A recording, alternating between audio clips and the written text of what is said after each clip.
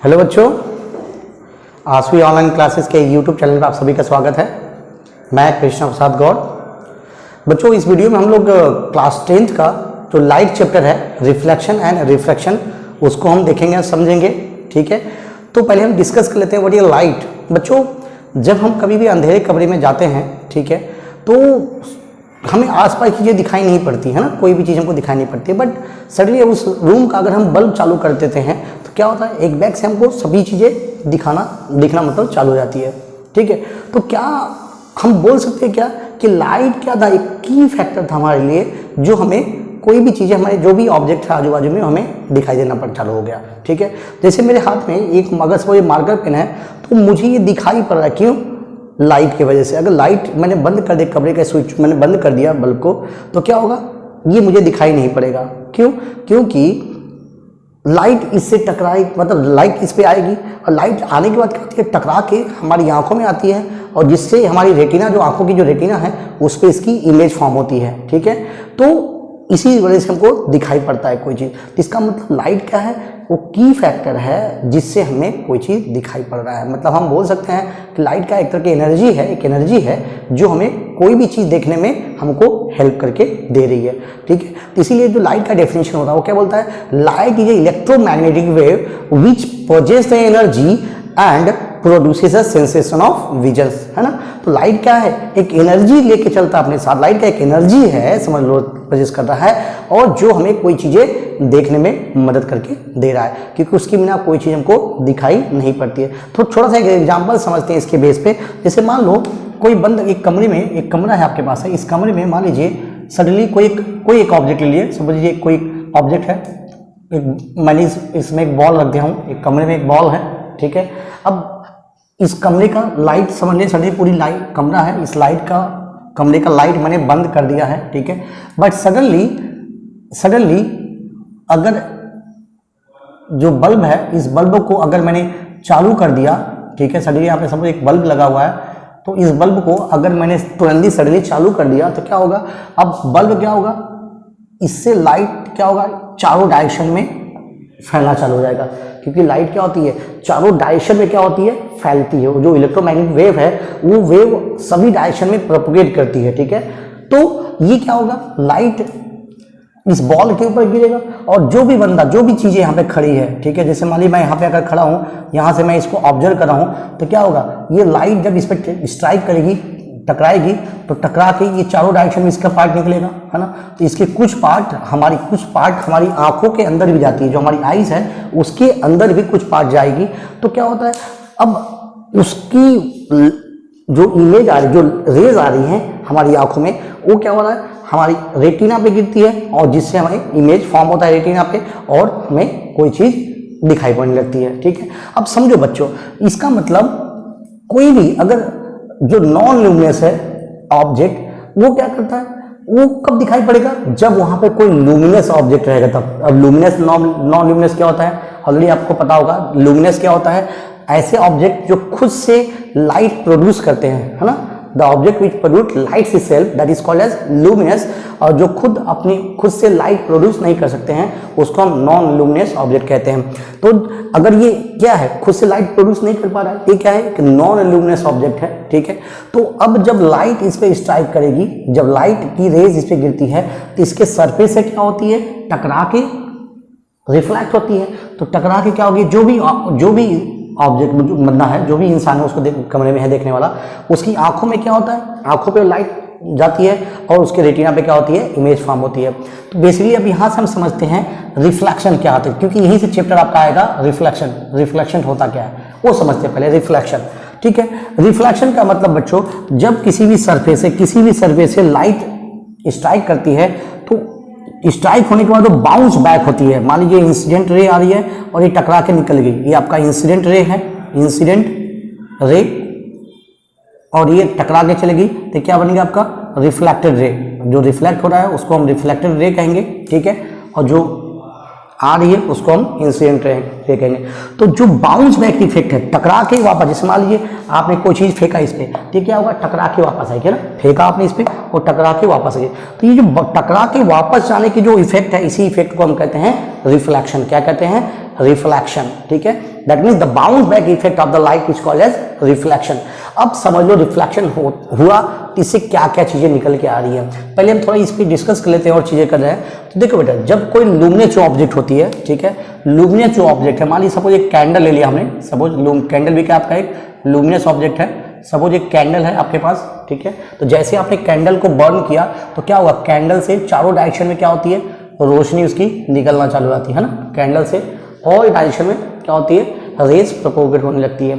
तो जब लाइट निकलती है ऑल डायरेक्शन में, ठीक है, तो किसी भी ऑब्जेक्ट, मान लीजिए यहाँ पे कोई एक ऑब्जेक्ट है, इस ऑब्जेक्ट पे क्या होती है, टकराती है, तो हर एक पॉइंट पे टकराई, मान लीजिए रेज आएगी तो इस ऑब्जेक्ट के हर एक पॉइंट पे क्या होगा, हर एक पॉइंट पे ये रेज स्ट्राइक होगी और वहां से क्या होगा, रिफ्लेक्ट होके अपने सराउंडिंग में पास होना चालू हो जाएगी। अब अगर कोई भी ऑब्जेक्ट, कोई भी यहाँ पे इंसान अगर कोई देख रहा है उसको, तो एट ए टाइम साइमल्टेनियसली क्या होता है, हर एक पॉइंट से जो रेज होती है उसकी आंखों में, उसकी जो पीपल है, पीपल के थ्रू क्या होती है, उसकी रेटिना पे चली जाती है और हमें वो चीज दिखाई पड़ने लगती है। आ रही बात समझे? तो इसका मतलब जो टकरा के आ रही है, दैट इज कॉल्ड, जब रेज किसी पर्टिकुलर पॉइंट से आगे निकलती है, मतलब या लाइट जब एक पर्टिकुलर पॉइंट से आगे प्रोपोगेट होती है तो उसी को हम कहते हैं रेज, उसी को कहते हैं हम लोग रे, और ज्यादा होगी तो उसी को हम कहते हैं रेज। इसका मतलब when light propagate from one point to the other point, that is called as rays. और जब बंच ऑफ रेज चलती है, जब एक से ज्यादा रेज चलती है, ज्यादा रेज एक साथ निकलती है, तो इस सभी को, बंच ऑफ रेज को हम कहते हैं बीम। क्या कहते हैं, बीम। आ रही बात समझ में? तो जब ज्यादा रेज निकल के आ रही है उसको हम कहेंगे बीम। वेन, और जब ये बीम बच्चों, जब ये बीम एक दूसरे को पैरेलल होती है, आपस में जब जा रही है रेज, अगर रेज पूरे आपस में एक दूसरे को पैरेलल है तो इनको हम कहते हैं पैरेलल बीम। क्या कहेंगे इसको, parallel beam. Okay, now then suppose ऐसे भी पॉसिबिलिटी है कि जो रेज आ रही हैं, ये पूरी की पूरी रेज मान लीजिए एक पॉइंट पे आके कॉन्सेंट्रेट हो रही है, ठीक है, बहुत सारे रेज निकल के आ रही हैं, ठीक है, बहुत सारी रेज, और एक पॉइंट पे आके कॉन्सेंट्रेट हो रही है, तो इस टाइप के रेज को हम कहते हैं कन्वर्जिंग बीम। क्या कहते हैं, कन्वर्जिंग बीम, क्योंकि एक पॉइंट पे आके ये कन्वर्ज हो रहे हैं, तो इनको हम कहते हैं कन्वर्जिंग बीम।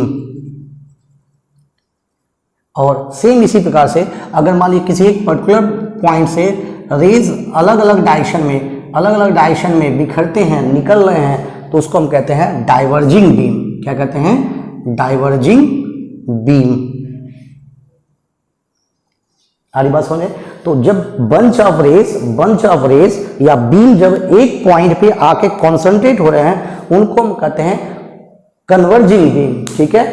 और जब एक पॉइंट से बहुत डायरेक्शन में वो डाइवर्ट हो रहे हैं, निकल रहे हैं, तो उसको हम कहते हैं डाइवर्जिंग बीम। हरी बात समझ में?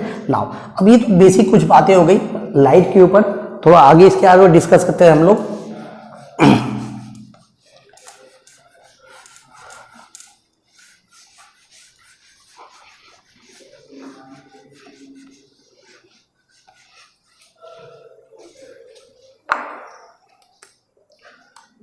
ओके बच्चों, तो चलो हम लोग आज अब डिस्कस करते हैं हम लोग reflection. Okay, so let's see about the reflection.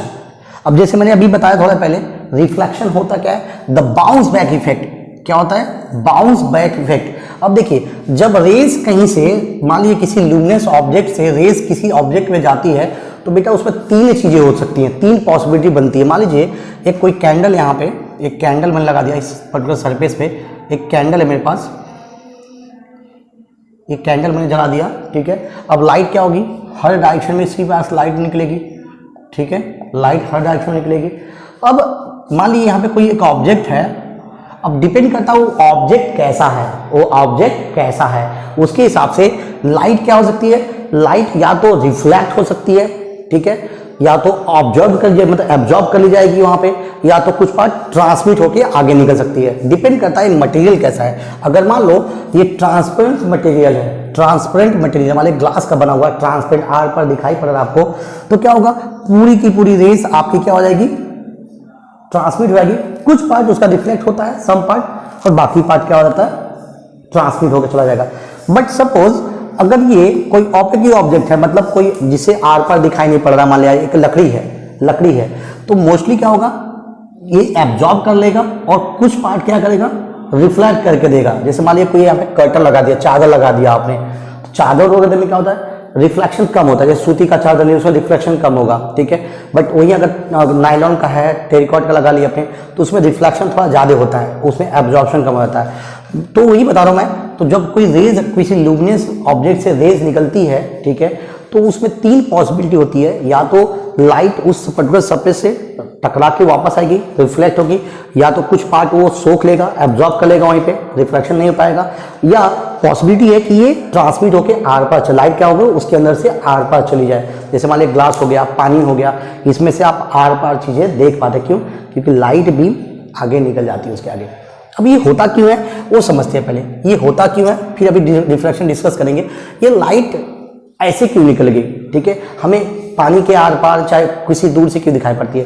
क्योंकि बच्चों जो लाइट होती है लाइट को कोई भी मटेरियल मीडियम की जरूरत नहीं पड़ती है। लाइट की said property that it doesn't need any kind of material medium, मतलब it can pass through the vacuum also, मतलब ये वैक्यूम से भी निकल के जा सकती है लाइट, उसको कोई भी मटेरियल मीडियम की जरूरत नहीं पड़ती। इसीलिए क्या होता है, अगर हम बात करते हैं अर्थ से सन बहुत दूर है ना, अर्थ से सन बहुत दूर है, उसके बीच में कई जगह एटमॉस्फेयर है, कहीं वैक्यूम है, कहीं, है ना, तो लाइट इतने दूर से हमारे तक पहुंच पा रही है।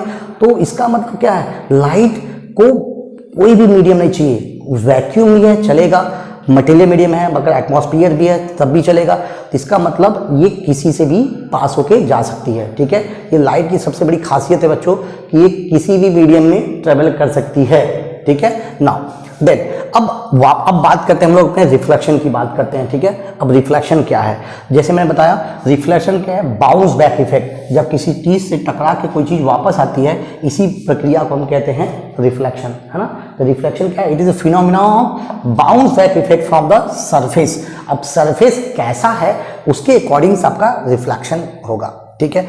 मान लीजिए ये सरफेस है मेरे पास, एक हाईली पॉलिश्ड है। हाईली पॉलिश्ड का मतलब जैसे ये मेरा दिख रहा है ये बोर्ड, ये हाईली पॉलिश्ड मतलब चमकीला दिखा रहा है, और अंदर क्या है, ट्रांसपेरेंट नहीं है ये। एक तरफ से क्या है, पॉलिश्ड है। जैसे हम लोग अपने चेहरे अपने प्लेन मिरर में देखते हैं, तो दूसरी तरफ क्या होता है, सिल्वरिंग किया जाता है, पॉलिश किया जाता है ना। तो अपना चेहरा हम क्या करते हैं, आईने के एक तरफ देखते हैं, प्लेन मिरर की बात कर रहा हूँ, ठीक है। तो उसमें क्या होता है, हम देखते हैं, और दूसरी तरफ पॉलिश्ड होता है, तो उसमें क्या होता है, हमारा रिफ्लेक्शन पूरा हो जाता है उसके अंदर, ठीक है। तो जब कभी भी ऐसे मीडियम से, मतलब ऐसे प्लेन सरफेस से जो एक तरफ हाईली पॉलिश्ड है, ठीक है, तो जब रेज आती है तो क्या होती है, वो टकरा के चली जाती है। तो इसी टकरा के जो जाती है, इसी प्रक्रिया को हम लोग कहते हैं रिफ्लेक्शन, इसी को कहते हैं रिफ्लेक्शन। अब रिफ्लेक्शन के कुछ लॉ है, लॉ ऑफ रिफ्लेक्शन इसको बोलते हैं, ठीक है, law of reflection, law of reflection.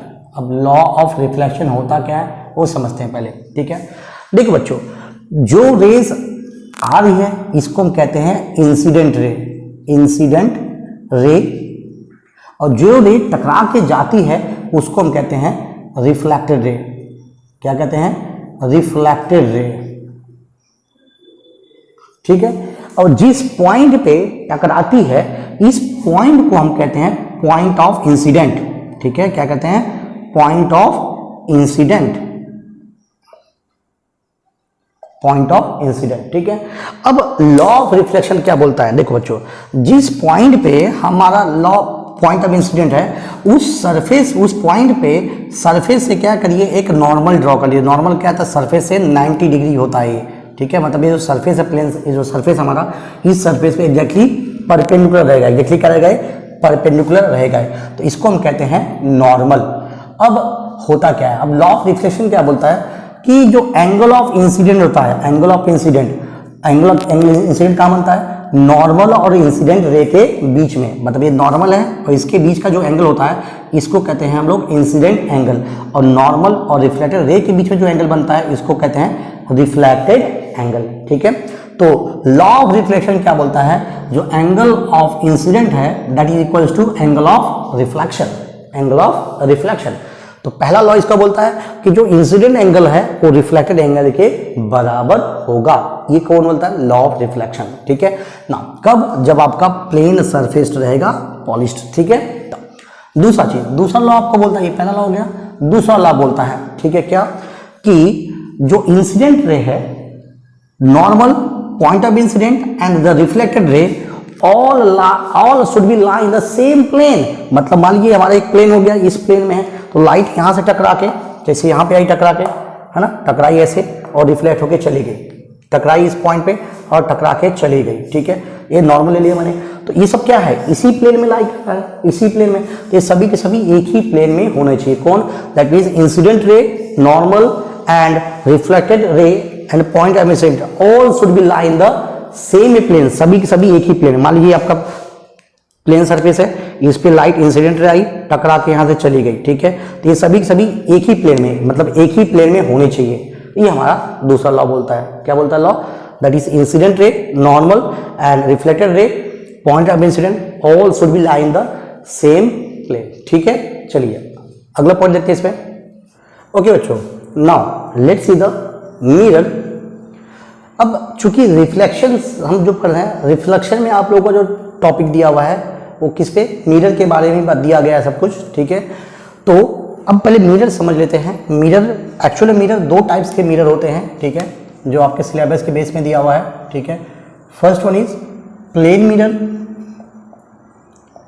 ठीक है, नॉर्मल हमारे पास प्लेन मिरर जो होता है, ठीक है, खड़ा, ठीक है, that is plane mirror. And second one is spherical mirror,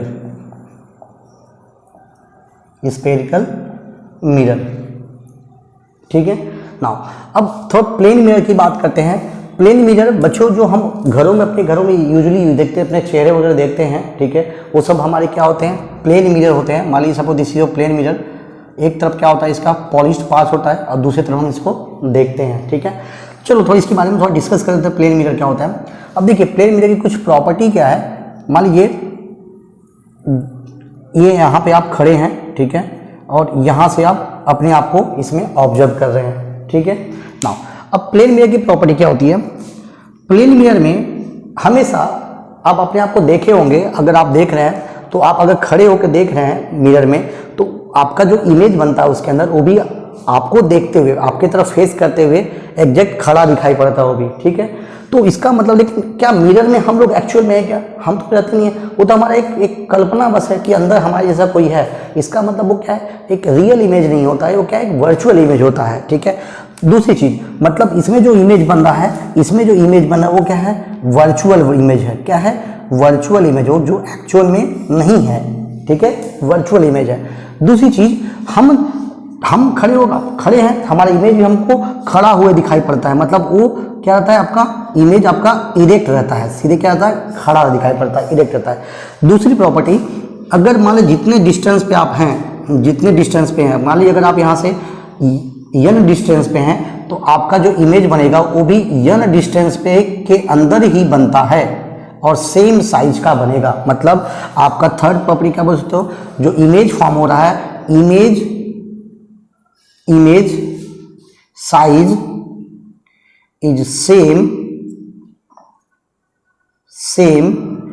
as object. जो ऑब्जेक्ट जितना बड़ा है उतना ही बड़ा वो भी है, और जितना डिस्टेंस इधर है उतने ही डिस्टेंस पे वो अंदर बनेगा। ठीक है, दूसरी चीज, इसमें एक चीज आता है बेटा, क्लास 9 में आप लोग पढ़े होंगे, लैटरल इन्वर्जन। वो समझ लेते पहले। प्लेन मिरर में लैटरल इन्वर्जन होता क्या है? जैसे मान लो सपोज आपका ये प्लेन मिरर है, ये आपका प्लेन मिरर है, और आप अपने आप को, जैसे मैं ही हूँ, ये मेरा प्लेन मिरर है, मैं खड़ा हूँ, तो मैं अगर अपना ये बायां हाथ उठाता हूँ तो उसमें क्या लगेगा? आप एक्सपीरियंस करके देखिए, उसमें क्या लगेगा कि जैसे मेरा इमेज है वो दायां हाथ उठा रहा है, ठीक है। एक्चुअल में हम उठा रहे हैं बाएं हाथ को, बट उसमें क्या लगता है कि आपका दायां हाथ उठ रहा है, इसी को बोलते हैं लैटरल इन्वर्जन। अगर मान लीजिए सपोज आप मिरर में अपने आप को देख रहे हैं और मिरर में अपने आप दाएं हाथ को से वेव करेंगे तो वो लगेगा आपका बायां हाथ वेव हो रहा है, तो इसी को हम कहते हैं लैटरल इन्वर्जन, जो किस में होता है, हमारे प्लेन मिरर में होता है। दूसरी चीज, अगर हम वेवलेंथ इसकी मतलब फोकल लेंथ की बात करें, क्योंकि आगे में इसमें देखेंगे फोकल लेंथ के बारे में समझेंगे इसका बेटा, क्योंकि ये पूरा का पूरा वर्टिकल एकदम होता है, एकदम सपाट होता है ये पूरा का पूरा, इसका मतलब इसमें कर्व नहीं होता, इसका फोकल लेंथ इनफिनाइट होता है। आइडली इसका फोकल लेंथ कितना होता है, इनफिनाइट होता है। किसकी, प्लेन मिरर की बात करें हम लोग, ठीक है। चलो, तो ये कुछ प्रॉपर्टी होगी प्लेन मिरर की। आइए थोड़ा डिस्कस करते हैं स्फेरिकल मिरर के बारे में। अब स्फेरिकल मिरर होता क्या है बच्चों, एक्चुअल स्फेरिकल से नाम समझ गए आप लोग को कि ये कुछ स्फीयर शेप में रहेगा, है ना, कुछ स्फीयर से में कुछ बनेगा इसके अंदर। तो स्फेरिकल शेप में, स्फेरिकल मिरर में दो टाइप्स के मिरर होते हैं। First one that is your concave mirror and दूसरा आपका होता है कॉन्वेक्स मिरर, ठीक है। पहला क्या है, कॉन्केव मिरर, दूसरा क्या आपका कॉन्वेक्स मिरर। अब कॉन्केव मिरर में, कॉन्केव मिरर जैसे आप लोग कभी एक्सपीरियंस किया होगा, ठीक है, this is your concave mirror. अगर जो पॉलिश्ड सरफेस, जो कर्व पार्ट है, उसके अपोजिट डायरेक्शन में क्या है, कर्व वाला पार्ट मतलब पॉलिश्ड पार्ट है, तो इसको, और इधर से आप चेहरे को देख रहे हो, अपने आप को देख रहे हो, तो ये आपका क्या कहलाता है, कॉन्केव मिरर। तो चूंकि ये देखिए यहाँ पे, क्योंकि अगर आप इसको एक्सटेंड करते हैं तो ये कहीं ना कहीं ऐसा है कि स्फीयर बनेगा इस पे, है ना, कहीं ना कहीं स्फीयर बनेगा। अब चूंकि स्फीयर बना है तो इसका मतलब कहीं ना कहीं इसका एक सेंटर बनेगा। अरे एक सर्कल फॉर्म हो रहा है, इसका मतलब कहीं ना कहीं एक सेंटर होगा कि नहीं, कोई सेंटर होगा।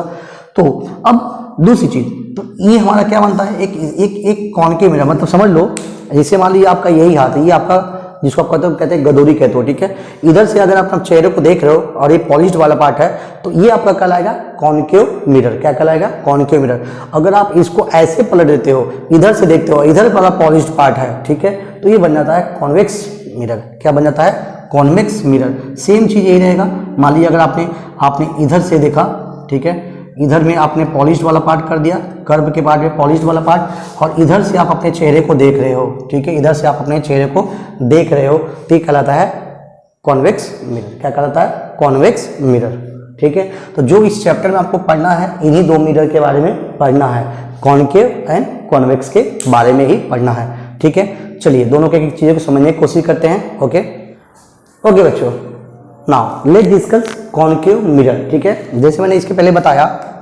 अगर मान लीजिए आपके पास एक कर्व मिरर है, कर्व मिरर, और इसका पॉलिश्ड वाला पार्ट, जो ब्लश पार्ट है, जो बाहर निकला हुआ पार्ट है, उधर अगर हमारा अगर पॉलिश्ड पार्ट होता है, और इधर से अगर हम देख रहे हैं, रेज हमारी जो आ रही है इधर से आ रही है, तो इस टाइप मिरर को हम कहेंगे कॉन्केव मिरर। क्या कहेंगे इसको, कॉन्केव मिरर, ठीक है। चलिए थोड़ा देखने समझने की कोशिश करते हैं। चूंकि ये कॉन्केव मिरर आपका एक स्फेरिकल मिरर का पार्ट है, तो अगर हम इसको आगे एक्सटेंड करते हैं तो ये क्या होगा, एक आप सर्कल के पार्ट में दिखाई पड़ रहा है ना, एक आपको सर्कल बनता दिखाई पड़ रहा है। अब चूंकि सर्कल बनेगा तो कहीं ना कहीं एक सेंटर होगा, ठीक है, कहीं ना कहीं सेंटर होगा। और ये जो आपका मिरर है, मिरर का जो सेंटर वाला पार्ट होता है, सेंटर वाला पार्ट, मिरर का जो हाफ वाला पार्ट होता है सेंटर, जिसको हम लोग कहते हैं पोल। क्या कहते हैं, पोल, जिसको डिनोट करते हैं पी के साथ में। तो सेंटर, इस पोल को और सेंटर को जब ज्वाइन कर देते हैं, जो लाइन ज्वाइन करती है, इस लाइन को हम कहते हैं प्रिंसिपल एक्सिस। क्या कहते हैं इसको, प्रिंसिपल एक्सिस, प्रिंसिपल एक्सिस, ठीक है। और ये जो सेंटर है इसको हम कहते हैं सेंटर ऑफ कर्वेचर। क्या कहते हैं, centre of curvature, centre of curvature, and this is P, pole. Okay, अब मान लीजिए ये आपका मिरर यहां से शुरू हुआ, यम से शुरू हुआ, और इस यन पे खत्म हो रहा है, ठीक है। तो इस कंप्लीट एमएन को जहां से शुरू हुआ, जितना पार्ट रिफ्लेक्टिंग पार्ट है, क्योंकि एमएन पे ही पूरा मिरर आपका, इतने ही पार्ट से आपका रिफ्लेक्शन हो सकता है, तो इसको हम कहते हैं अपर्चर। क्या कहते हैं, अपर्चर। अपर्चर मीन्स जितने पार्ट, जितना बड़ा मिरर है, जिस पार्ट से रिफ्लेक्शन हो सकता है, उसी पार्ट को हम कहते हैं अपर्चर। क्या कहेंगे, अपर्चर, ठीक है। नाउ अब ये दो थी बातें क्लियर। अब देखो बच्चों, अब जो सेंटर अब कर्वेचर और पोल का जो हाफ होता है, मिड पॉइंट होता है, उसको कहते हैं हम लोग फोकस। क्या कहते हैं? फोकस। ठीक है, एक एक टर्मिनोलॉजी याद रखिएगा आप लोग, आगे डिस्कस इसके बाद काम आएगा आप लोग को। ये हमारा फोकस, क्लियर। अब जो लेंथ है एफ से पी तक का जो डिस्टेंस है, ये आपका जो डिस्टेंस है, इस डिस्टेंस को हम कहते हैं फोकल लेंथ। क्या कहते हैं? Focal length. मतलब जो लेंथ रहेगा, length of p to f ले बोल सकते हो आप, that is focal length. Focal length किसको? That is f p. जो एफ पी डिस्टेंस है, इसको आप कहेंगे फोकल लेंथ। और सी से जो पी की डिस्टेंस है, ठीक है, सी पी जो होता है, that is radius of curvature. This is called as radius of curvature. Radius of curvature. आ रही बात समझ में? ठीक है, तो ये कुछ बातें हैं किसके बारे में? कॉनकेव मिरर के बारे में। ठीक है, इसी तरह हम कॉन्वेक्स को समझ लेते हैं। ओके बच्चों, अगला जो मिरर है आपके पास, दैट इज कॉन्वेक्स मिरर। ठीक है, तो इसको समझ लेते हैं हम लोग कॉन्वेक्स मिरर को। अब जैसे मैंने बताया इसके पहले, जब अगर जो रिफ्लेक्ट जो पॉलिश्ड वाला पार्ट है, अगर वो पॉलिश्ड वाला पार्ट अंदर की तरफ, कर्वेचर के अंदर की तरफ है, तो ऐसे मिरर को हम कहते हैं कॉन्वेक्स मिरर। ठीक है, तो इसको हम, जो हमारी रेज जो आती है, किधर से आती है? इसके इधर से हमारी क्या आती है? इंसिडेंट रे आती है। ठीक है, अब चूंकि एक कर्वेचर उस साइड में है, उस साइड में है, ठीक है, तो इसका भी कर्वेचर ऐसे बनेगा इधर में। ठीक है, इधर का इसका सर्कल इस साइड कुछ बनेगा, इसका भी सेंटर यहाँ से होगा। ठीक है, अब इसके जो हाफ मिड पॉइंट है, इसका भी पोल यहाँ पे कहीं होगा। हरी बात समझ में? तो इन दोनों को जब मैं ज्वाइन करता हूँ तो मेरा क्या कहलाएगा? इसके लिए भी सेम चीज़ वही, इसको हम कहेंगे principal axis. This is called principal axis. ठीक है, this is your centre of curvature, this is your pole M N, that is aperture. Aperture मतलब समझ लो बच्चों क्या होता है अपर्चर? जितने पार्ट से हमारा रिफ्लेक्शन हो रहा है, उस पार्ट को हम कहते हैं अपर्चर। तो यम से लेके यन तक ही तो हमारा रिफ्लेक्शन होगा। ठीक है, इतने बड़ा मिरर वहीं से होगा, तो हमारा क्या कहलाएगा? अपर्चर कहलाएगा। हरी बात समझ में?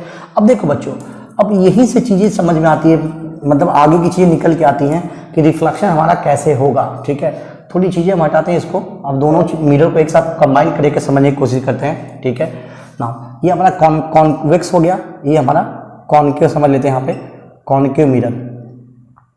ठीक है ना, इसमें क्या था? हमारा जो रिफ्लेक्टिंग पार्ट था, मतलब पॉलिश्ड वाला पार्ट इधर था और रिफ्लेक्टिंग पार्ट हमारा अंदर की तरफ था। मतलब इंसिडेंट रे इधर से आ रही थी और अंदर की तरफ रिफ्लेक्ट होकर चली आ रही थी। इसका कुछ सेंटर यहाँ पे था, दिस इज अ पोल, है ना, ये आपका centre of curvature, this is a focus.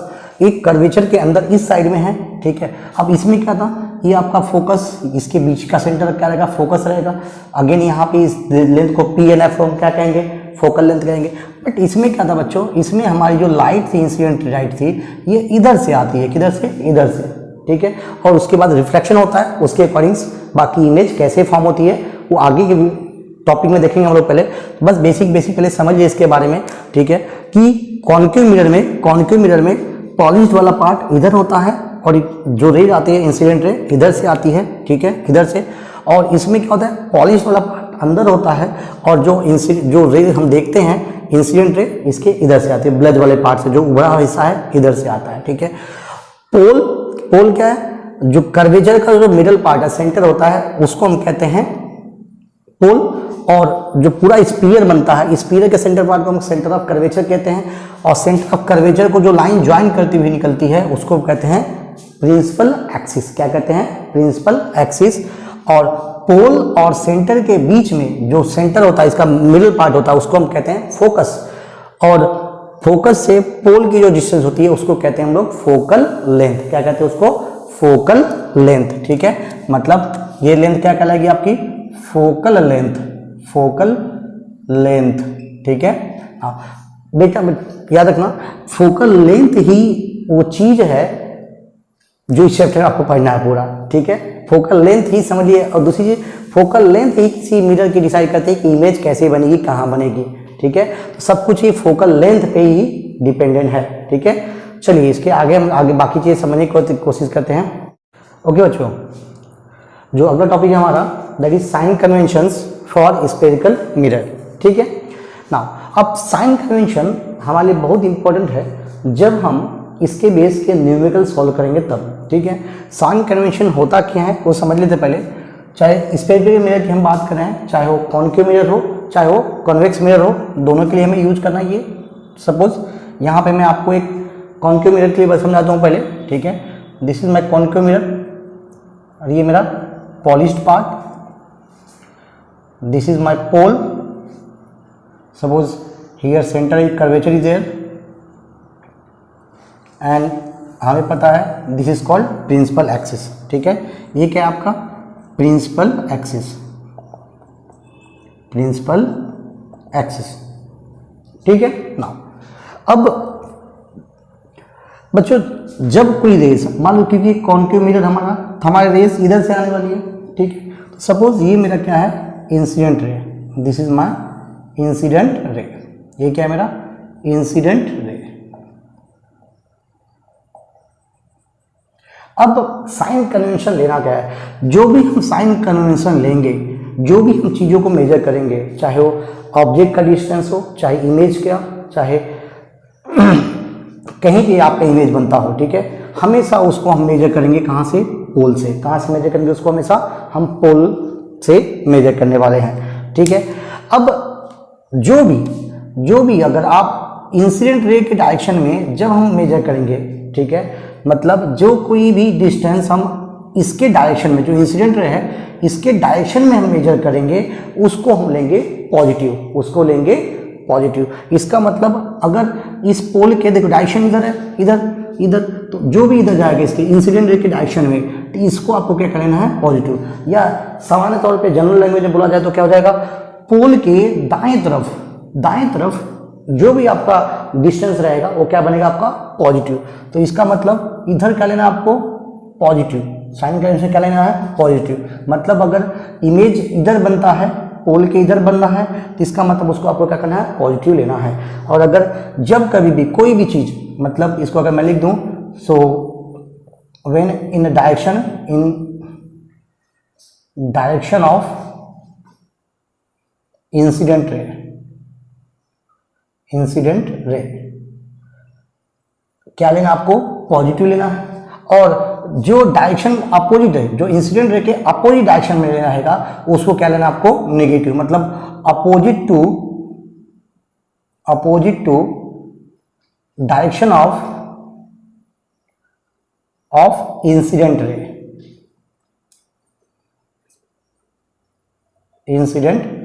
रे, उसको क्या लेना आपको, उसको आपको निगेटिव लेना है। कहने का मतलब जो भी अगर डिस्टेंस आप मेजर कर रहे हैं, पोल से अगर इधर मेजर करें, क्योंकि इंसिडेंट रे इधर जा रही है, जब पोल से आप इधर को डिस्टेंस को मेजर करेंगे उसको आपको क्या लेना है नेगेटिव लेना है।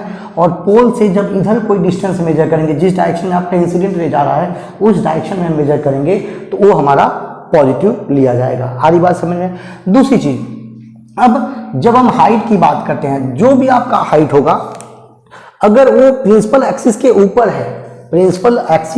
ऊपर है, उसको हमें क्या लेना है बच्चों प्लस लेना है। और जो भी हाइट आपका प्रिंसिपल एक्सिस के नीचे रहेगा, इधर रहेगा, उसको आपको निगेटिव लेके चलना है, आगे बात समझ में। ये जब न्यूमेरिकल आप सॉल्व करेंगे तो उसमें और अच्छे से आपको क्लियर कराऊंगा मैं। बस इतना समझिए कि हम जब भी कोई डिस्टेंस पोल से मेजर करेंगे तो पोल से अगर दाएं तरफ है, इस साइड में है, तो हमेशा उसको हम प्लस लेंगे, इधर रहेगा तो हमारा माइनस रहेगा। बात समझ आ रही है। दूसरी चीज, अगर इस पोल के प्रिंसिपल एक्सिस के जो भी ऊपर है, ऊपर हम हाइट, देखिए ऊपर या नीचे, ऐसे हम क्या करें वर्टिकली हम क्या करेंगे हाइट को मेजर करेंगे। किसका हाइट हो सकता है, या तो ऑब्जेक्ट का होगा या तो आपके इमेज का होगा। और हम हॉरिजॉन्टल बात करते हैं, प्रिंसिपल एक्सिस की बात करते हैं, तो प्रिंसिपल एक्सिस के अलॉन्ग जब इंसिडेंट रे के डायरेक्शन में जो भी डिस्टेंस आपको मेजर करना है वो आपका क्या रहेगा पॉजिटिव रहेगा, और उसके अपोजिट डायरेक्शन में जो डिस्टेंस मेजर करना है वो क्या रहेगा नेगेटिव रहेगा। ठीक है, चलिए समझ लेते हैं पहले दो चीजें। हमेशा एक चीज याद रखना, जब कभी भी हम लोग हाइट को मेजर करेंगे, ठीक है, किसकी हाइट को, ऑब्जेक्ट की, ठीक है, या इमेज की, तो हमेशा याद रखना जब भी हमारा है तो हम जिस ऑब्जेक्ट की इमेज को देखने वाले हैं हमेशा उसको हम प्रिंसिपल एक्सिस के ऊपर रखते हैं। कहाँ रखते हैं, प्रिंसिपल एक्सिस के ऊपर रखते हैं। हरी बात समझ में। अब उसके अकॉर्डिंग जहाँ पे आपका इमेज बनेगा हम क्या करेंगे, उसके डिस्टेंस को मेजर करेंगे। हरी बात समझ में। जैसे सपोज एक एग्जांपल के तौर में मैं अगर बोल दूँ, ठीक है, एक एग्जांपल समझा दूँ यहाँ पे आपको। तो सपोज ये मेरा एक कॉन्केव मिरर है, दिस इज माई पोल, ठीक है, ये मेरा सेंटर है। मान लीजिए यहाँ पे कहीं तो भी मैंने एक ऑब्जेक्ट रख दिया, कोई भी ऑब्जेक्ट है, जैसे मान लीजिए इसी मार्कर को मैंने यहाँ पे खड़ा दिया, ठीक है। तो अब एक रेज आपकी यहाँ से ट्रांसफर होकर जाएगी, ठीक है। अब जो रेज पैरेलल होती है वो क्या होती है, जब कभी प्रिंसिपल एक्सिस की होती है तो कहाँ से, वो रिफ्लेक्ट होने के बाद फोकस से क्या होती है, पास हो जाती है, एंड सो ऑन, ठीक है।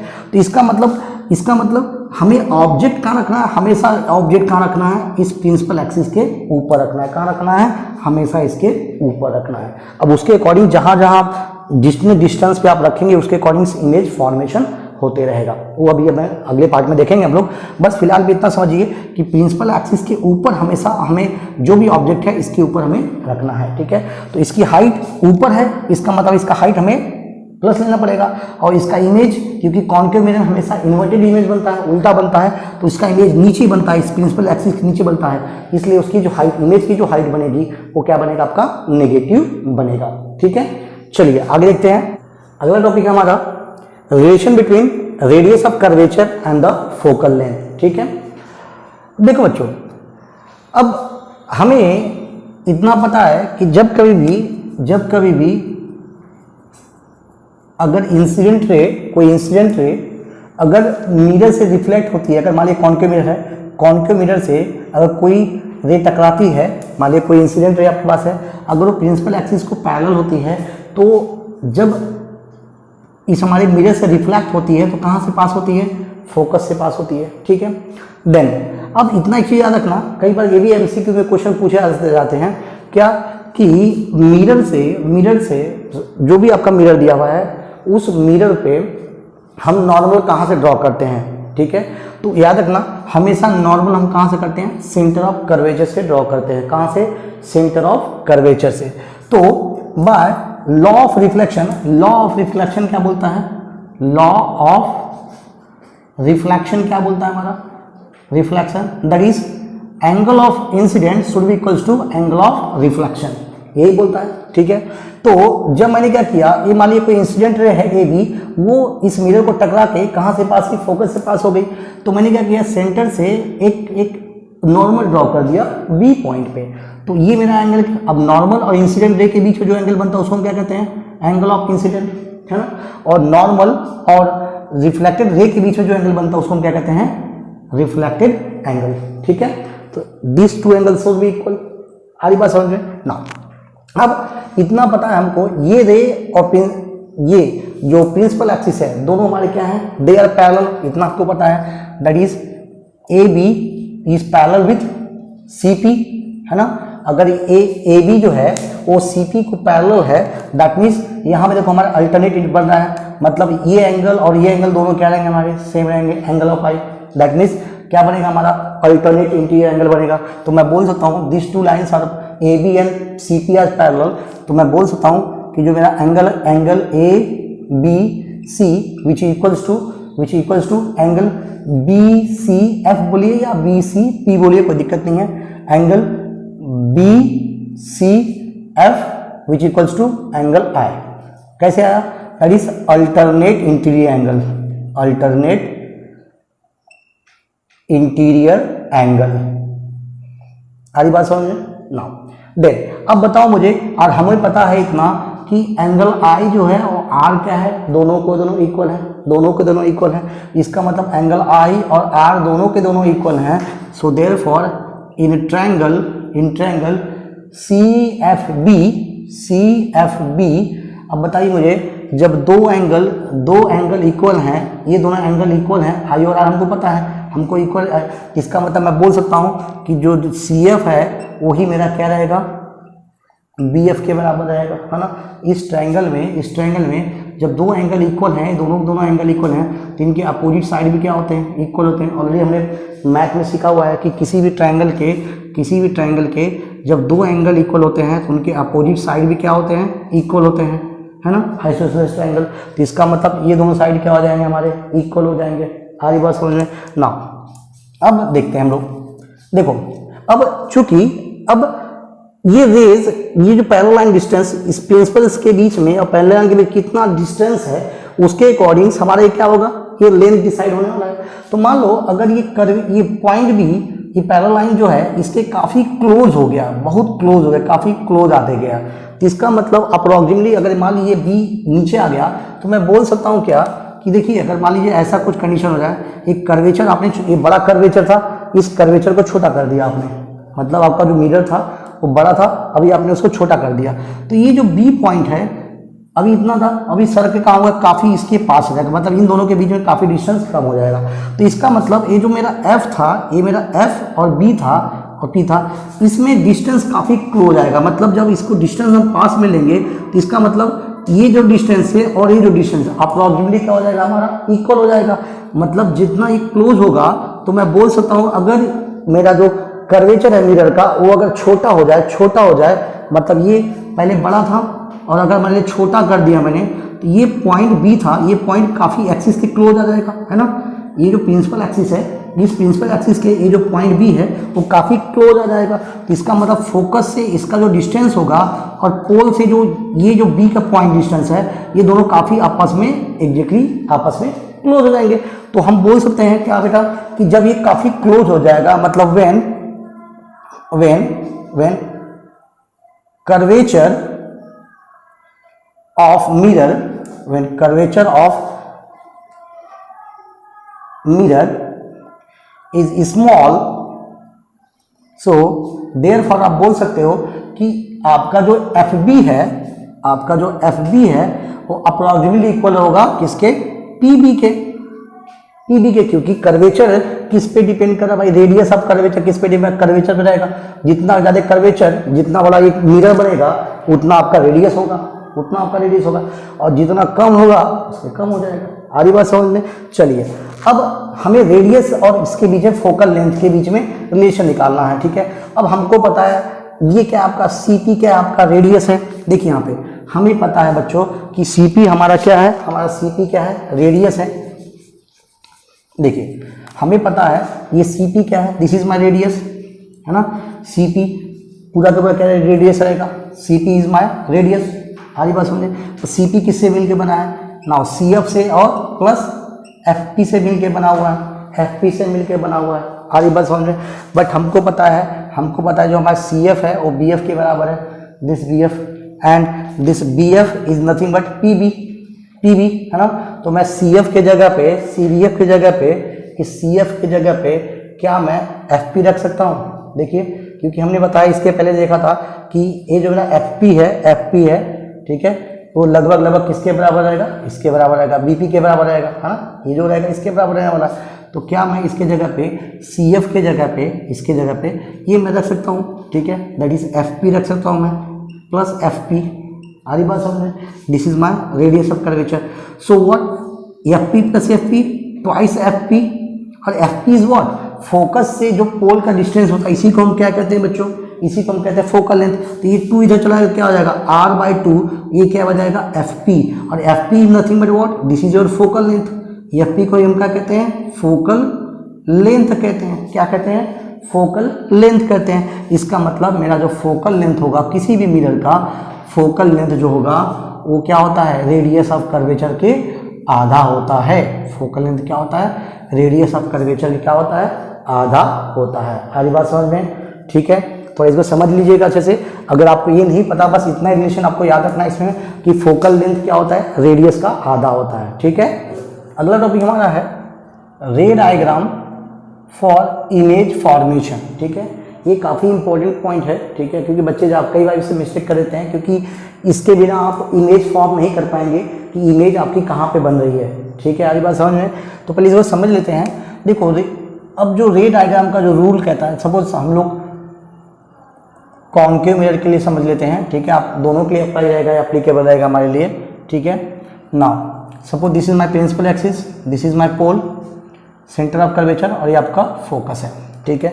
तो रे डायग्राम का जो पहला रूल कहता है, पहला रूल जो कहता है वो क्या कह रहा है कि जब कभी भी कोई इंसिडेंट रे अगर इस प्रिंसिपल एक्सिस को पैरेलल रहेगी, क्या बोला पहला रूल क्या बोलता है कि जब कोई भी इंसिडेंट रे, कोई भी आपकी इंसिडेंट रे है, अगर वो इंसिडेंट रे इस प्रिंसिपल एक्सिस को पैरेलल होगी तो मिरर से रिफ्लेक्ट होने के बाद वो आपके फोकस से पास होगा। कहाँ से? जो फोकस है हमारा, इस फोकस से पास होगा। ठीक है, दिस इज फर्स्ट रूल। क्या बोला है कि जब कोई इंसिडेंट रे प्रिंसिपल एक्सिस को पैरेलल रहेगी तो रिफ्लेक्ट होने के बाद कहाँ से पास होगा? वो फोकस से पास होगा। ठीक है, दूसरा रूल, रूल नंबर सेकेंड। देखिए बच्चों, सेकेंड रूल क्या कहता है आपका? जब कभी भी, इसी का उल्टा, जब कभी मान लीजिए this is centre of curvature, this is your focus, जब कभी भी कोई इंसिडेंट रे अगर फोकस से जा रहा है, कहाँ से? अगर फोकस से आ रहा है, जब कभी भी कोई इंसिडेंट रे अगर फोकस से पास हो रहा है तो रिफ्लेक्ट होने के बाद वो वापस प्रिंसिपल एक्सिस को पैरेलल हो जाएगा। क्या हो जाएगा? प्रिंसिपल एक्सिस को पैरेलल हो जाएगा। इसमें पहले केस में क्या था? अगर इंसिडेंट रे इस प्रिंसिपल एक्सिस को पैरेलल है तो रिफ्लेक्ट होने के बाद कहाँ से पास हो रहा था? फोकस से। दूसरा रूल क्या बोलता है? जब कभी कोई इंसिडेंट रे अगर फोकस से पास होता है तो रिफ्लेक्ट होने के बाद कहाँ से पास होगा आपके? वो प्रिंसिपल एक्सिस को पैरेलल हो जाएगा। नाउ थर्ड केस हमारा बोलता है, थर्ड केस, कि जब कभी भी कोई इंसिडेंट रे अगर सेंटर ऑफ कर्वेचर से जा रहा है, सेंटर ऑफ कर्वेचर से पास हो रहा है, तो बिना किसी डेविएशन के, बिना किसी झुकाव के वो उसी रास्ते से वापस चला जाएगा। अगर वो इंसिडेंट रे कोई अगर सेंटर ऑफ कर्वेचर से जा रहा है तो उसी रास्ते से वो चला जाएगा। क्यों ऐसा हो रहा है? क्योंकि इसके पहले भी मैंने बताया, बेटा याद रखना, क्योंकि ये क्या है?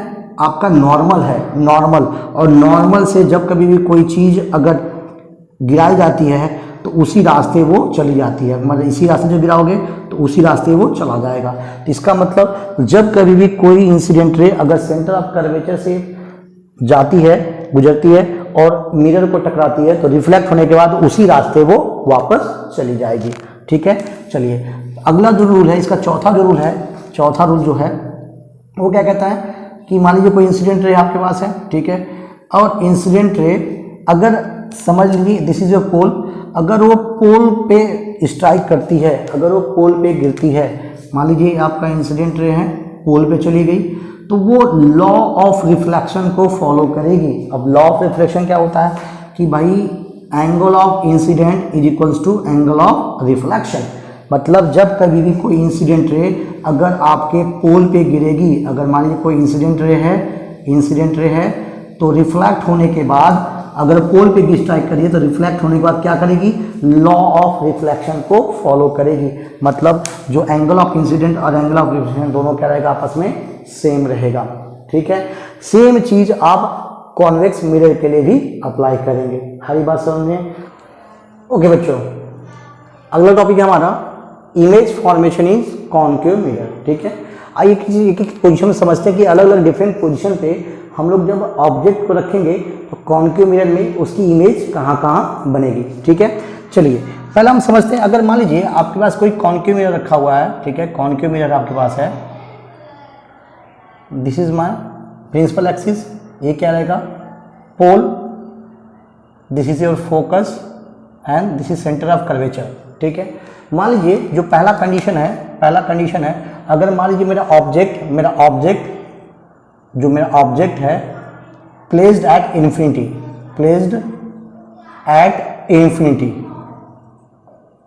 अब इन्फिनिटी क्या है? एक डिस्टेंस जो मिरर से काफी दूर है, ठीक है, उसको हम कंसिडर करेंगे एक इन्फिनिटी। तो मान लीजिए मेरा ऑब्जेक्ट काफी इस मिरर से काफी दूर रखा हुआ है, काफी दूर है मेरा ऑब्जेक्ट। ठीक है, ये ऑब्जेक्ट मेरा काफी दूर है इससे। ठीक है, तो अब इतना तो हमको पता है बच्चों कि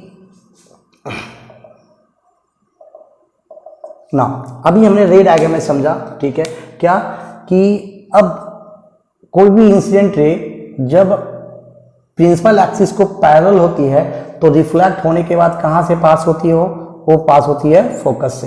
वो कहाँ से? फोकस से। ठीक है, ना। अब एक चीज़ और बच्चों, एक चीज़ और याद रखना, इमेज फॉर्मेशन के लिए बस 2 रे ही काफ़ी है। जहाँ पे रे का इंटरसेक्शन होता है वहीं पे इमेज फॉर्म होता है। आ रही बात समझ में? देखो अगर मान लो ये ऑब्जेक्ट है, इसके हर एक पॉइंट से रेज निकलेगी, लेकिन इसके 2 रेज जहाँ पे इंटरसेक्ट कर रहे हैं वही इमेज फॉर्म होता है। ठीक है, इतनी बातें याद रखिएगा आप लोग ना। तो अब मान लीजिए एक रेज इधर से भी हमारे पास जा सकती है, ठीक है, ऐसे भी जा सकती है। अब इससे इनफाइनाइट नंबर ऑफ रेज जाएगी इसके पास। हमें मैंने क्या होता है 2 रेज पता करना है आपको। एक रेज मान लीजिए यहाँ पे कि ये भी क्या है, प्रिंसिपल एक्सिस को क्या है, पैरेलल है, तो रिफ्लेक्ट होके कहाँ से पास होगी, ये भी कहाँ से, फोकस से पास होगी। कहाँ से, फोकस से पास होगी। तो इसका मतलब जब कभी भी कॉन्केव मिरर की बात कर रहे हैं, जब कभी भी ऑब्जेक्ट आपका कहाँ पे इन्फिनिटी प्लस है, तो हमारा जो इमेज बनेगा, इमेज कहाँ बनेगा, image is formed at focus. कहाँ पे पास हो बनेगा ये, फोकस पे। अब ये कैसा रहेगा देखिए, क्योंकि कॉन्केव मिरर में आपको हमेशा याद है क्या, रियल एंड इन्वर्टेड इमेज बनेगा। तो ये इमेज कैसा रहेगा आपका, इमेज इज रियल रहेगा एंड इन्वर्टेड मतलब उल्टा। मान लीजिए ऑब्जेक्ट आपका ऐसे था तो इमेज उसका उल्टा बनेगा ऐसे, ठीक है, इन्वर्टेड। और ऑब्जेक्ट साइज से बहुत देखा, ऑब्जेक्ट इतना बड़ा है लेकिन ये कहाँ पे एकदम छोटू पॉइंट पे मिल रहा है, तो इसका मतलब ऑब्जेक्ट का जो साइज रहेगा, जो इमेज साइज रहेगा, इमेज इज हाईली डिमिनिश्ड मतलब बहुत ही छोटा रहेगा। क्या रहेगा, बहुत ही डिमिनिश्ड, एकदम पॉइंट के समान दिखाई पड़ेगा। ठीक है, क्योंकि ऑब्जेक्ट बहुत ही दूर है तो उसका जो रिफ्लेक्शन होके फोकस पे बनेगा और बहुत ही वो छोटा बनेगा। ठीक है, ओके बच्चों। नाउ दूसरा देखते हैं, जब हम अपने ऑब्जेक्ट को बियॉन्ड सी रखते हैं, मतलब सी के इधर कहीं भी हम, मतलब पहला केस हमारा इन्फिनिटी पे था, इन्फिनिटी और सेंटर ऑफ कर्वेचर के बीच में कहीं भी, मतलब बियॉन्ड सी हम कहीं रखते हैं तो क्या होगा। देखिए अब ऑब्जेक्ट रखे हैं तो एक रेज हमारी ऐसे जा सकती है, पॉसिबिलिटीज है ना। अब ये कैसी है, प्रिंसिपल एक्सिस को पैरेलल है, तो हमको पता है जब कभी इंसिडेंट रे अगर प्रिंसिपल एक्सिस को पैरेलल होती है तो रिफ्लेक्ट होकर कहाँ से पास होती है, वो फोकस से पास होती है। क्लियर। नाउ दूसरी हमारी की पॉसिबिलिटी क्या है, दूसरी पॉसिबिलिटी हमारी यहाँ से रेज जा सकती है ना। अब हमको पता है जब कभी भी सेंटर ऑफ कर्वेचर से कोई रेज आती है तो बिना किसी डेविएशन के, बिना किसी झुकाव के उसी रास्ते वो निकल जाती है ना। अब देखिए ये कहाँ पे इंटरसेक्ट कर रही है, यहाँ पे कर रही है, तो इसका मतलब हमारा इमेज यहीं पे फॉर्म होगा, इमेज हमारा यहीं पे फॉर्म होगा। मतलब सपोज ये ऑब्जेक्ट आपका ए बी है तो ये आपका image A dash B dash आपका यहाँ पे मिलेगा। हरी बात समझ में। चलिए अब ये कैसा रहेगा, इसका नेचर समझ लेते हैं। देखिए हमने कहा रखा बियॉन्ड सी, जब हमने रखा तो आपका जो इमेज बन रहा है वो कहाँ बन रहा है, image formed between image formed between C and F. कहाँ पे बन रहा है, सेंटर ऑफ कर्वेचर और फोकस के बीच में बन रहा है ना। दूसरा क्या बन रहा है, आपका इमेज क्या है, इसका ऑब्जेक्ट से छोटा दिख रहा है तो size of image is diminished, मतलब इमेज इज डिमिनिश्ड। आपके ऑब्जेक्ट के साइज से इसकी साइज क्या रहेगी, छोटी रहेगी। एंड यहाँ पे भी बच्चों हमारा जो इमेज रहेगा, इमेज कैसा रहेगा, रियल एंड इन्वर्टेड रहेगा, रियल एंड इन्वर्टेड रहेगा, वास्तविक रहेगा और इन्वर्ट उल्टा रहेगा। मतलब ऑब्जेक्ट आपका ऐसे है और इमेज ऐसा नीचे है ना। देखिए ऑब्जेक्ट आपका खड़ा ऐसे है और इमेज आपका ऐसे बन रहा है, ठीक है, उल्टा बनेगा ना। थर्ड समझ लेते हैं हम लोग, थर्ड समझ लेते हैं यहीं पे। तीसरा इसी पे समझ लेते हैं। थर्ड, अगर मान लीजिए मेरा ऑब्जेक्ट अगर मान लीजिए अभी इधर है, ये तो बियॉन्ड सी था, अभी हम कहते हैं हमारा ऑब्जेक्ट मान लीजिए अगर सेंटर ऑफ कर्वेचर पे आ गया तो क्या होगा। देखिए बच्चों इसको याद कैसे रखना है, आप ऑब्जेक्ट को धीरे धीरे मिरर की तरफ लाओगे तो अपने आप इमेज जो है वो मिरर से दूर होते जाएगा। ठीक है, चलिए अगला केस हम देख लेते हैं। मान लीजिए थर्ड केस हम देख लेते हैं, when object is eight centre of curvature. ठीक है, सेंटर ऑफ कर्वेचर पे है तब कैसे रहेगा, दिस इज माय फोकस, ठीक है, दिस इज माय पोल। ठीक है बच्चों। नाउ अब हमने क्या किया, ऑब्जेक्ट को प्लेस कर दिया किस पे, सेंटर ऑफ कर्वेचर पे। तो पॉसिबिलिटीज एक हमारी दिख रही है क्या कि सर इंसिडेंट रे ऐसे जाएगी, तो हमको पता है जब प्रिंसिपल एक्सिस को पैरेलल होती है रिफ्लेक्ट होकर कहाँ से पास होगा, फोकस से पास होगा ना। दूसरी पॉसिबिलिटीज क्या हो सकती है, सर ये रेज ऐसे भी जा सकती है, बात समझ आ रही है। जब ये रेज हमारी ऐसे जाएगी, जब रेज हमारी ऐसे जाएगी तो हमको पता है कि जब कभी भी कोई इंसिडेंट रे अगर फोकस से पास होती है तो रिफ्लेक्ट होने के बाद क्या होती है बच्चों, रिफ्लेक्ट होने के बाद वो प्रिंसिपल एक्सिस को क्या होती है, पैरेलल हो जाती है। ठीक है, तो ये दोनों कहाँ पे यहाँ पे इंटरसेक्ट कर रहे हैं, इसका मतलब हमारा इमेज कुछ यहाँ पे बनेगा, थोड़ा ये टेढ़ा बन गया है, कुछ ऐसे बनेगा हमारा। ठीक है, और ये हमारा कुछ इंसिडेंट यहाँ पे हो रहा है, तो ये दोनों इंसिडेंट यहाँ पे हो रहे हैं। ठीक है, तो ये हमारा इमेज बन जाएगा। अब देखिए जब हमने ऑब्जेक्ट को सेंटर ऑफ कर्वेचर पे रखा तो हमारा इमेज भी कहाँ बन रहा है, सेंटर ऑफ कर्वेचर पे ही बन रहा है। ठीक है, और जितनी इसकी साइज होती है उतनी साइज की यहाँ पे आपका इमेज मिलता है, इसमें कोई डिमिनिश नहीं होता है, कोई इनलार्जमेंट नहीं होता है। तो इसका मतलब आप जब सेंटर ऑफ कर्वेचर पे आपका ऑब्जेक्ट है तो इमेज कहाँ बन रहा है, image formed at centre of curvature. हरी बात समझ में ना। आपका इमेज कैसा रहेगा, यहाँ पे भी आपका इमेज कैसा रहेगा, रियल इन्वर्टेड रहेगा, और इमेज की जो साइज रहेगी, image is same as object, मतलब हाइट लिख सकते हो आप, size of image is same as object. Now third point इसका, ये भी इमेज कैसा रहेगा, इमेज आपका रियल एंड इन्वर्टेड रहेगा। आगे बात समझ में। चलिए अगला देखते हैं हम लोग। अगला है हमारा when object is at between C and F. ठीक है, अभी हमने सी वाला देख लिया। अगर मान लिया ऑब्जेक्ट आपका सेंटर ऑफ कर्वेचर है तो इमेज कहाँ बनेगा, अभी हमारा जो ऑब्जेक्ट है इसके बीच में रहेगा तब कहाँ हमारा इमेज बनेगा, उसको हम समझने की कोशिश करते हैं। ठीक है, अगेन बच्चे वही चीज़ है, मान लीजिए ये इसके है, एक रेज हमारी पॉसिबिलिटीज़ है, एक रेज इसके पैरेलल होगी, तो हमको पता है जब कोई पैरेलल होती है रिफ्लेक्ट होकर कहाँ जाती है, तो ये फोकस से पास होके जाती है। आरी बात समझ में। चलिए अब दूसरी पॉसिबिलिटी ये क्या है कि एक मान लीजिए फोकस से पास हो सकती है, कहाँ से पास होगा, फोकस से पास होगा। ठीक है, अब हमको पता है जब कभी कोई रेज अगर फोकस से पास होती है तो वो रिफ्लेक्ट होने के बाद कहाँ से, प्रिंसिपल एक्सिस को क्या होती है, इस प्रिंसिपल एक्सिस को क्या होती है बच्चों, प्रिंसिपल एक्सिस को पैरेलल हो जाती है, कहाँ बनेगी, पैरेलल हो जाएगी। ठीक है ना, देन जब इसको हम ज्वाइन करते हैं ये कहाँ बनेगा बच्चों, ये थोड़ा ज़्यादा बड़ा हो गया।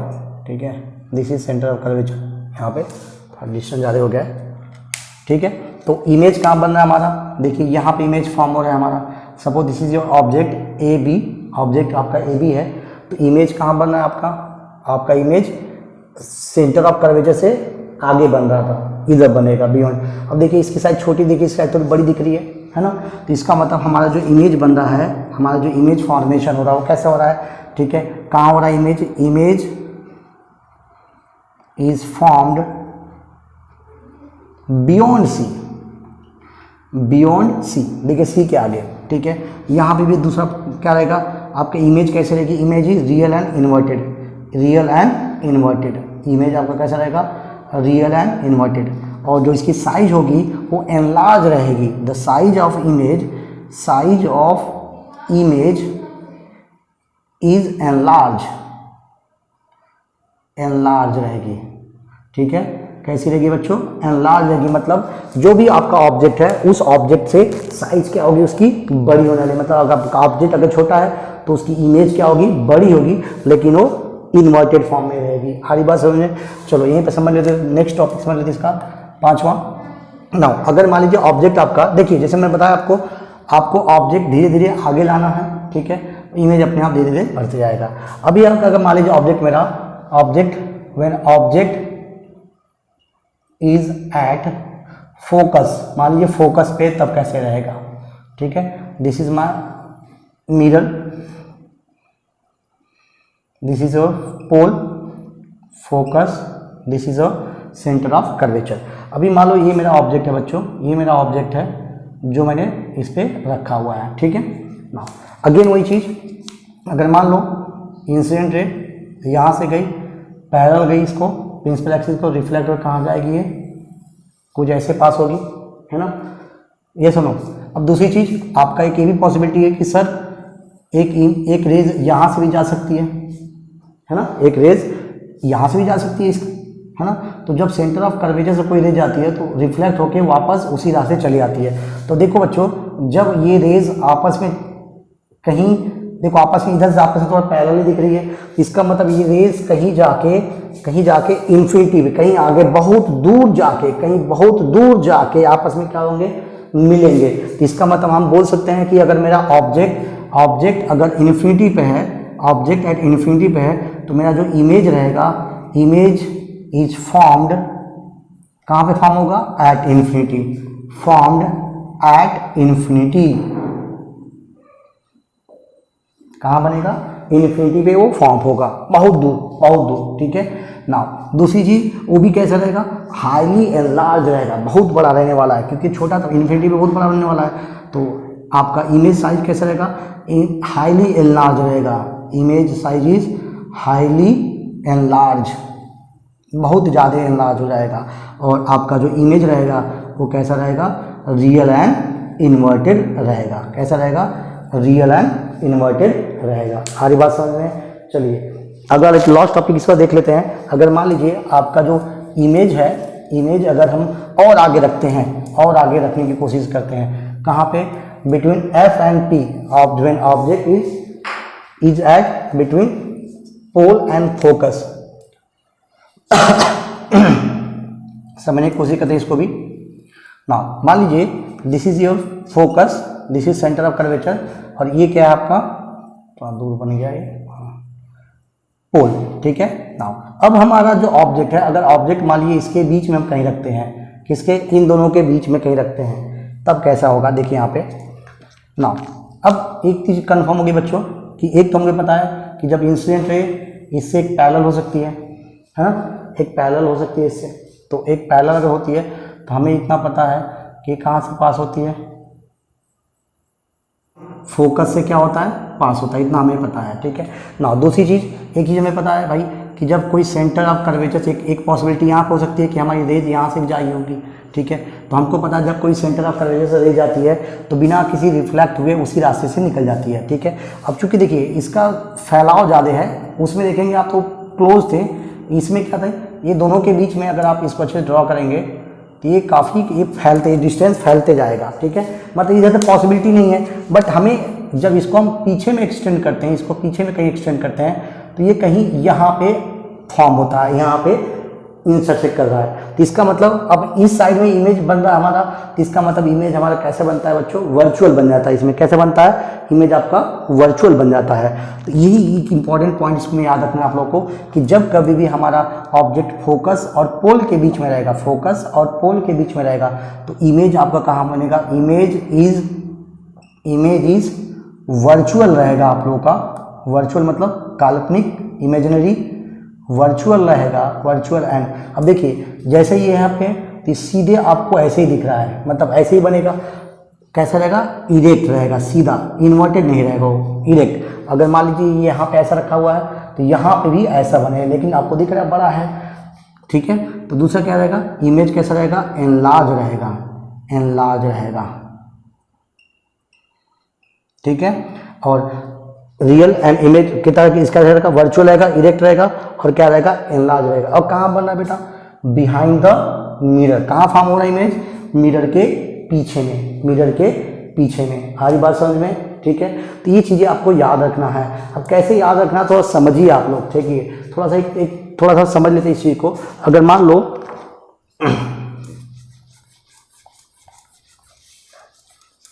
देखिए जब हम लोग जब ऑब्जेक्ट हमारा this is C, this is F and this is P, ठीक है। जब आपने ऑब्जेक्ट को इन्फिनिटी में रखा हुआ था, कहाँ रखा था, इन्फिनिटी में रखा था, तो कहाँ बना था आपका, कहाँ बना था, फोकस पे। मतलब जब आपका ऑब्जेक्ट है ये, जब आपका ऑब्जेक्ट आपका इन्फिनिटी पे था, तब आपका इमेज कहाँ बना था, फोकस पे बना था, है ना। जब हमारा ऑब्जेक्ट इन्फिनिटी पे था तो इमेज कहाँ बना था, फोकस पे। जब दूसरे केस में हमने ऑब्जेक्ट को बियॉन्ड सी लाया, देखिए जब इसको इधर ला रहे हैं तो इमेज कहाँ बनेगा, इधर से रखते आएगा, कहाँ बनेगा, इसके बीच में। कहाँ बने था, जब हमने बियॉन्ड सी रखा हुआ था, बियॉन्ड सी रखा हुआ था तो इमेज कहाँ बना, बिटवीन सी एंड एफ। कहाँ बना, बिटवीन सी एंड एफ। फिर दूसरे केस में हमने क्या किया, नेक्स्ट केस में हमने क्या किया बच्चों, नेक्स्ट केस में हमने ऑब्जेक्ट को यहाँ पे लेके आया था। तो देखिए पहले इमेज यहाँ पे, दूसरे वाले में इमेज यहाँ पे, नेक्स्ट वाले में हमारी इमेज कहाँ बना, इसी के ऊपर। मतलब जब हम सी पे रखे थे, जब हमारा सी पे था, ऑब्जेक्ट एट सी था, तो इमेज भी कहाँ बना, एट सी पे ही बना। कहाँ बना, एट सी पे ही बना। देन नेक्स्ट हमने क्या किया, इस फोकस पे रखा। जब हमने ऑब्जेक्ट को फोकस पे रखा तो इमेज हमारा छटक के कहाँ चला गया, इन्फिनिटी पे। यही उल्टा हो जाएगा यहाँ से, आपको याद रखने के लिए। तो ये कहाँ बनेगा, at the infinity, at the infinity. आगे बात समझ में। और वैसे ही जब इमेज इसके बीच में रहेगा, पोल एंड फोकस के बीच में, तो हमको पता है ये कहाँ बन रहा है, ये कहाँ बन रहा है, कहाँ गया, इसके यहाँ पे था, इसके पीछे बनेगा। मतलब जब आपने ऑब्जेक्ट यहाँ बनाया तो ये कहाँ बना था, इसके पीछे में। मतलब जब आपका ऑब्जेक्ट एफ एंड पी के बीच में रहेगा, एफ एंड पी के बीच में रहेगा, तब आपका कैसा बनेगा, बिहाइंड द मिरर बनेगा और वर्चुअल और इरेक्ट बनने वाला है। ठीक है।